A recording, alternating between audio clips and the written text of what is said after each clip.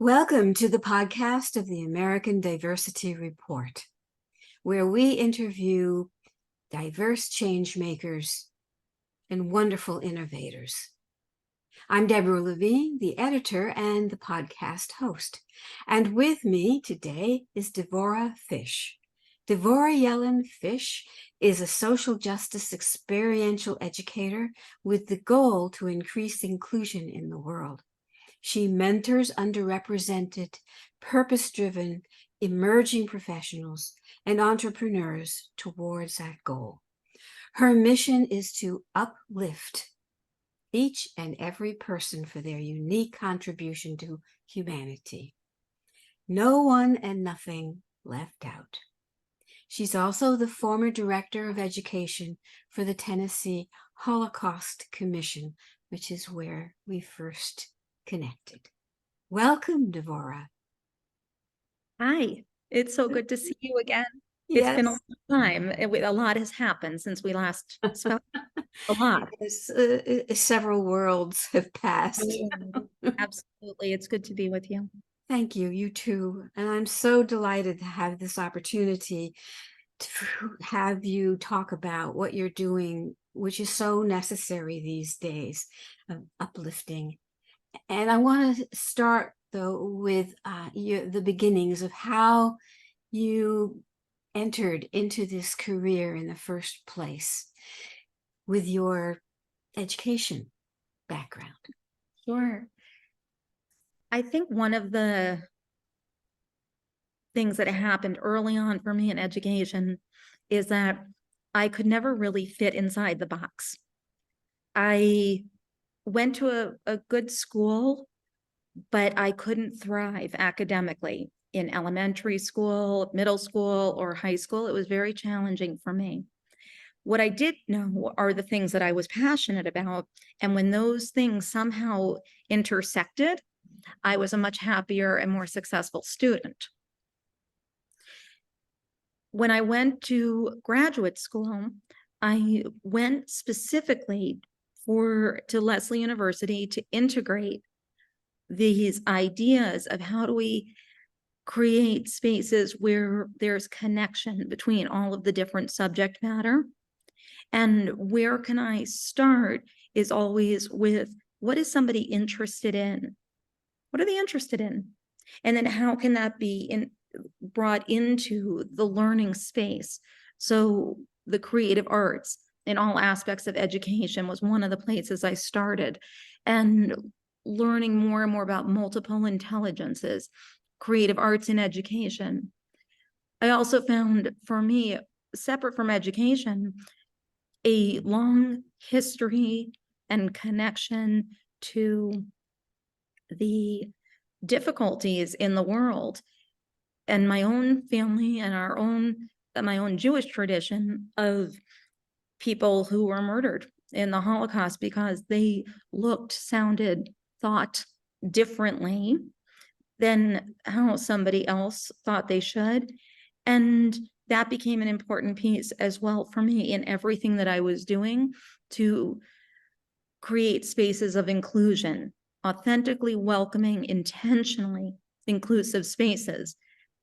And that was in the classroom or as a family educator, in the home, in the schools, in the community. So that is the beginnings. That was about 30 years ago now. Yeah, wow. I know that you and I have a bit in common, that we have never quite fit in, and so we have created what we thought was needed. And so you have, and you continue to do so, don't you? I can't help myself. I think we can't help ourselves. We see something missing, the presence of which would make a difference. And if we have the capacity or the skill set, the knowledge, the resources to make a difference there, we do, because we can't wait. We can't wait or for red tape or for somebody else to think it's time. This is the time. All right. Yeah. So now you have this amazing project up in the chair. I I love it. It's so joyful. That's why. Ah, I love that. Everything we're talking about, it makes the difference in all the hardest things, but it is joyful. Tell us about it and how it got started. Well, you probably recall and you had mentioned I had been the director of education for the Tennessee Holocaust Commission, and I was there and working when COVID started and everything went into lockdown. And I was very clear that trying to teach the lessons of the Holocaust on Zoom as an introductory course to younger students, or to teach teachers how to teach, that was not a good fit, to not really be able to have that emotional connection and just ability to really have deep conversations at that time. So with that program not continuing, and we didn't know for how long, I was mostly just really, like everybody else, missing the world, missing community, connection, and especially I felt those milestone events that we couldn't be together was what I missed the most. And there's a tradition, not just in Judaism, but in other traditions, of lifting somebody physically up in a chair, whether it's for a coming of age ceremony or for a wedding. And there was a few things about that kind of came together for me in that moment. One is that when we uplift a young person, the coming of age, we don't know who they're going to be for themselves or the world.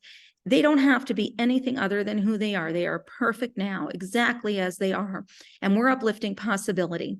And we're doing it as a community. And each person, we don't, at that age and stage coming into this next phase of life, gets to be uplifted without having done anything. They don't have to do anything. They get to be a possibility, just be themselves. And the community surrounding it takes something to be an uplifter. And that kind of leads into some of that other work about from the Holocaust education and the lessons we learn, is that to be an uplifter, it takes strength. It does take community. And again, in the lens of Jewish celebrations, there's a dance called the Hora, which is the circle dances.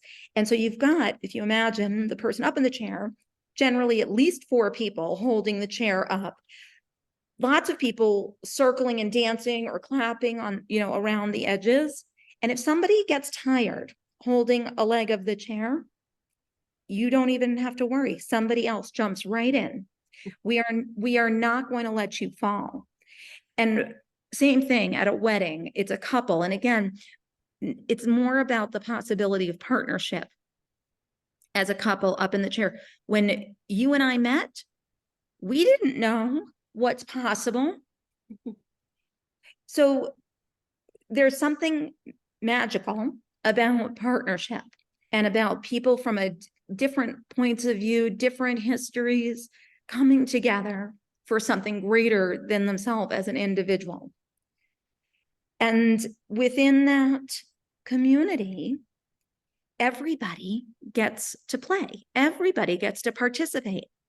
And we can talk more about, with different, how that looks like with differing abilities, different, just socioeconomic. I mean, all of these things are included, but in the moment of that dance, metaphorically, everybody gets to participate. Everybody is welcome. If somebody chooses not to, it's really okay. Nobody's going to be upset. It's okay. You don't have to. But if you want it, it's there. And that's what Up in the Chair has been creating, a global horror of uplifters. And it's happening. It is happening. And there's different programs within Up in the Chair that produce what I'm describing. Well, let's talk about some of those programs, because I know that you're in many different, venues now doing this kind of work. Tell us a little bit about the programs themselves. Sure. So one is focusing on uplifting in the K through 12 schools. So I have curriculum for uplifter clubs, and every week there's distinctions around what does it mean to be an uplifter, activities, peer-led, through clubs, and it's really about shifting the culture completely. So rather than an organization maybe comes in and gives a talk in the auditorium, and then they get a poster or a certificate that they did that, or maybe there's a sticker on the window. What we're impacting is the experience, the behaviors of inclusion. So when I walk into a school, whether it's in the lunchroom, the hallway, the bus stop, what I'm able to now see with the uplifter clubs is all the things that we want. There are lots of programs to end bullying, to end suicide, to end racism. None of it matters if it's just talk in a, in a sticker or something on a website that says that we care about these things. So the Uplifter Club is designed to promote a culture of uplifters. And there's Uplifter of the Month. And again, why not put the attention on the people, the young people who are going out of their way to take those extra steps, not just be the person in the lunchroom who sees somebody being bullied and either looks the other way or says, it's not my problem, I didn't do it. And not even just to say, hey, pal, that's not cool, stop bullying, but to really, what are the behaviors? What can we do to uplift the community and the individual who is being persecuted? So that's just one program, and I love it. It extends to college campuses. We have campus ambassadors, campus uplifting ambassadors. So they're doing programs on college campuses. It's more extensive with but we provide for everybody a lot of resources for having conversations and behaviors around creating that type of inclusive and welcoming space. Wonderful. That is amazing. And And how long have you been doing this? this is now, we're coming up, I think this month, 3 years. Oh, all I right. mean, started like when the pandemic kind of was, Yeah. yeah. Wow. Yeah. So, And the other thing that's really yeah. great for these 3 years is we are now also we're about to be verified as a benefit corporation. So anybody who doesn't know what a B Corp is, it's for social impact and sustainability. So there's a whole slew of things by 2030 that the UN has proposed that all companies are actively pursuing, but we're already doing those. I started the company inside of a framework of, if I'm going to do this, it will be to uplift humanity. And that includes our environment and the humans that live in it. So I love it. that's exciting. And only a few months ago, we now also have a nonprofit called Each and Every. Each and Every. So certain things that I've been doing over the last few years are now eligible for grants to underwrite some of the programs. So that's also, it's, look, Deborah, it's me wearing my heart on my sleeve every single day. Yeah, I know it's like that for you. I mean, sometimes the question is, for many, like, how do I end hate on the planet today? And for me, I needed to shift that in a mindset so that I could continue to do this work. So instead, I asked myself, who can I uplift today? And that makes it all worth it. Wonderful. Yes, indeed. Wow. So just out of curiosity, can you share with us some of the universities that have this program on their campuses? Yeah, well, it's just started rolling out for college campuses. So the back end website, all of that is being available. But right now it's being launched, and at Wellesley, we have students there. And so that's where it's starting. And then a couple of the other surrounding Boston schools, so that we can start kind of tight and have a cohort of ambassadors that will kind of lead the way. But there'll be more to come. Yes. Yeah. Oh, I love it. Yep. It's exciting. I don't want to say too much about it That's, but I will certainly announce when all of it's available for clubs to sign up so that they can be the leaders on their campus. well, I look forward to hearing that announcement. Yes, we'll add it to the American Diversity Report for sure. So your wonderful work can be spread widely. That's the goal, ripple effect. Yes, indeed.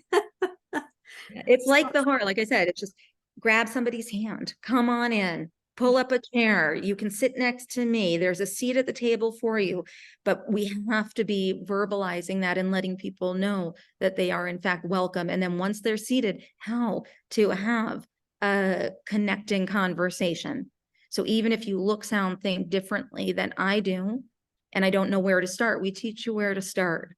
And it's easy. It's actually really easy, but it's easy once you know how. Yes. So can you give us an example of what you teach people to get started?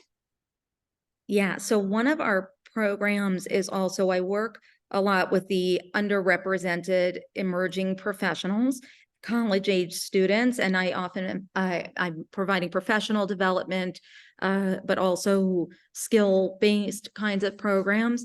And within our cohort, it all started remote. So I've got students from all over the country. The point is to have those thought partners in a think tank of a diverse group of individuals who are also not just receiving mentorship from up in the chair, but doing peer mentorship, courageous conversations. And so we start with storytelling. And we just ask really simple questions to get us started. One of the things that's really common on college campuses are people are carrying laptops and water bottles.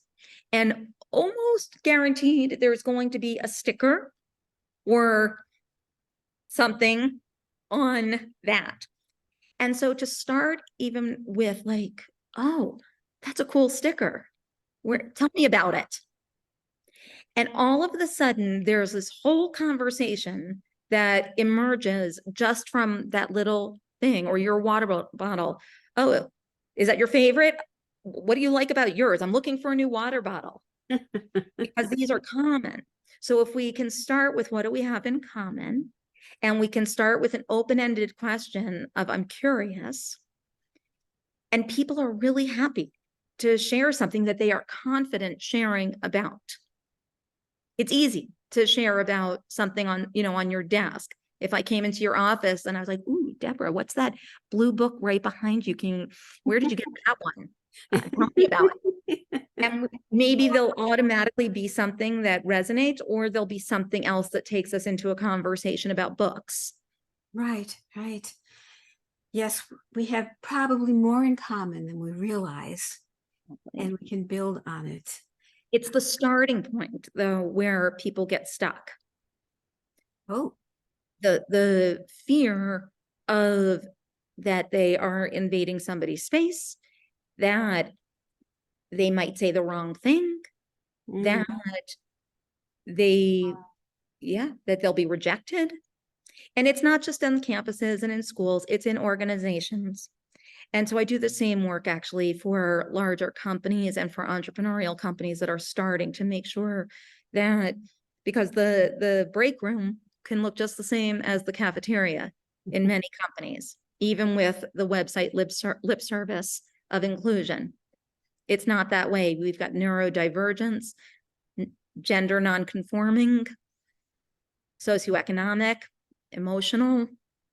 All of those things are part of inclusion and aren't usually taken into consideration. If it's not visible, it's not necessarily responded to in a way that makes a difference. Right, right. Yes, the variety of diversity is immense. It's immense. And what I'm finding also more and more, especially in organizations in the larger companies, and not just larger companies, anybody who's planning an event. And I've been a family educator and an inclusive event designer for many years. And people often have a checklist, and they do usually a pretty good job of the checklist. But this goes so far beyond the checklist. And if you're really committed that each and every gets to fully participate at any event that you are hosting, sponsoring, attending, there are a lot of other things to consider, to look at, to ask about. And so those are also the kinds of things we teach. What are the right questions to be asking? Nice. Yeah. Like what? Well, certainly in advance of, and more people are doing this now, but if there are any specific kinds of accommodations, that's a beginning point, Sure. because it's insufficient to just have a ramp and say, ah, yes, check, we did that. That's important too. I have now been to events where I cannot believe that there are not accessible ways into a building. I cannot begin to fathom that. Actually, our headquarters, so I moved to Denver, which is very welcoming of the kind of work that I do. I struggled in certain parts of Tennessee, and that's not news to anybody who follows anything about, book bans or about types of words that can or cannot be used in schools. So very welcoming overall in the area of Denver that I'm in. But the space, so we have Studio Uplift, where I also teach a lot of classes, do community events. And it was intentionally, it is accessible by the metro, by the bus, it's ADA compliant. There's nothing that would prevent somebody from being able to come and participate. And the beauty also with AI and some other features now is that we can translate everything very easily. And so we can make sure that language inclusion, but also, like I said before, energetic, socioeconomic, those are things to find out. Examples would be organizations or college campuses, schools, private schools maybe, who have wonderful gala events, but those who are on scholarship can't participate. So we've got to start looking at how do we allow for everybody to participate in a meaningful way, not just because they have the physical or financial ability to do so. Those are Right. just little pieces, but each company, each organization has to look at where they're missing the mark. Absolutely. My goodness. We've had quite a bit of pushback about diversity, equity, and inclusion. And there have been some offices that have closed and officers that have been removed. And yet we can see it's so necessary. And it doesn't have to be political, and it doesn't have to be shameful. That's the other thing. Like, I think for Up in the Chair, this is not about like wagging a finger at somebody or even declaring that there's something out of the norm. And I think you and I have talked about this before, that before there were acronyms, DEI, DEIA, LGBTQ plus, we were being intentionally inclusive. And it's a state of mind. It's a way of being. And those are not things that are generally taught in school. Quite the opposite. What we're learning, not in school, but truly learning from the input from media or from people who have an agenda, takes us really far away from even knowing how to start reshaping, rewiring ourselves to just automatically be welcoming and inclusive. So we have to teach it. Sounds silly, but we actually have to teach it. And more, because especially since the pandemic, those people skills really kind of got depressed. And even if you had them in the beginning, if you don't keep going and practice them and use them, then what happens? They kind of fade. They do. And when I'm working with the young adults, what I'm finding also is that everybody thinks that they're supposed to do it all themselves. And so our internship, specifically the EMA, Emerging Professional Mentorship Alliance, brings people together from different backgrounds, working remotely together in teams to be able to practice how to navigate all of those kinds of skills as somebody committed to inclusion, and to recognize that they aren't just their major, that they're a whole person and they can bring their full selves to their career. And we practice almost every week. That was another thing. What do we do there and in schools? We have a practice of, what will I uplift myself for today? Because we have to be able to do that. We have got to have our own inner strength. Then we ask, who will I uplift today? So whether it's somebody who's made a difference for you, they were the uplifter for you, or they're uplifting something that matters to you. It can be an organization, it can be a teacher, a parent. And then we also practice asking a request for support. And I tell them, I don't care what it is. Sometimes there is something really necessary and relevant about their academic or something like that. But sometimes people are very quick to say, oh, I don't need anything, I'm good. And I tell them, no pass. So even if somebody then comes up with, I'm looking for a really good, a happy movie, a movie that will make me laugh, and let people contribute to you, because they're not used to accepting help and contribution. It's somehow something that's become, you're not supposed to. And I know there's lots of conversations in some books about vulnerability, about just being willing to receive, but it's not something that is common anymore in our culture. Wow. We're supposed to do it ourselves, like a 3-year-old. I do it myself. I say, no, I'm going to upgrade this, age conversation, so that by the time you go into any environment, you really know that asking for support or collaboration is a gift to the person that you're asking, because it gives somebody else that opportunity to uplift you, to contribute their unique self to the conversation. So it's a gift. And reframing it has transformed many of the people, organizations, students that I get to work with.